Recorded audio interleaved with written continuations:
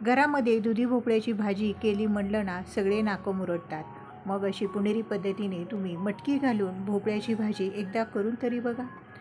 पाणी न घालता फक्त वाफेवर शिजवलेली चमचमीत अशी चविष्ट भोपळ्याची भाजी आज आपण एकदम सोप्या पद्धतीने कशी करायची ते बघणार आहोत. नमस्कार, माझ्या स्वयंपाकघरात तुमचं खूप खूप मनापासून स्वागत.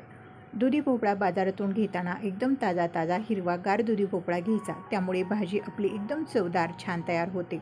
अर्धा दुधी भोपळा बघा इतका बारीक असा मी कापून घेतला आणि अर्धा दुधी भोपळा मी तुम्हाला चिरून दाखवते. जेवढा तुम्ही दुधी भोपळा बारीक चिरून घ्याल तेवढी भाजी आपली एकदम चविष्ट होते आणि आपल्याला भाजी शिजवताना अजिबात पाणी घालायची गरज पडत नाही.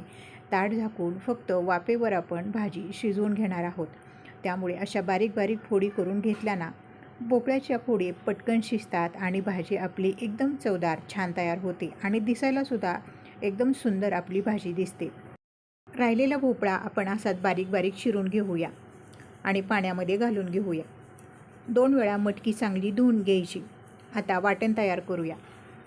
कलबत्यामध्ये 7 ते 8 हिरव्या मिरच्या, लसूण, कोथिंबीर आणि चवीप्रमाणे मीठ मी आत्ताच घातलेलं आहे आणि हे बारीक असं कुटून घेतलं. कढईमध्ये 1 पळी तेल घातलं. तेल तापलं की जिरे, मोहरी, कढीपत्ता घालायचा आणि हे कुटलेलं हिरवं वाटण घालूया. 1 चमचा हळद घातली. वाटण, हळद तेलामध्ये भाजून घेऊया. मटकी घालूया, भोपळा घालायचा आणि हे सगळं आपल्याला चांगलं मिसळून घ्यायचं आहे. मटकी, भोपळा, वाटण हे सगळं चांगलं मिसळलं पाहिजे, असं मिसळून घ्यायचं. अजिबात पाणी न घालता फक्त ताट झाकून आपण ही भाजी शिजवून घेणार आहोत. ताट झाकून 5 मिनटं भाजी शिजवून घेऊया.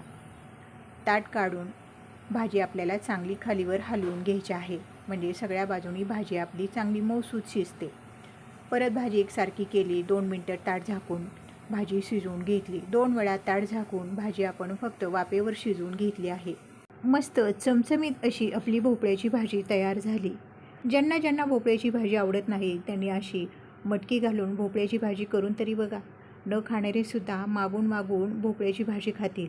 करायला सोपी, खायला चवदार आणि झटपट होणारी आणि आपल्या आरोग्यासाठी खूप फायदेशीर असलेली तुम्हाला मी केलेली भोपळ्याची भाजी कशी वाटते कमेंटमध्ये सांगायला विसरू नका.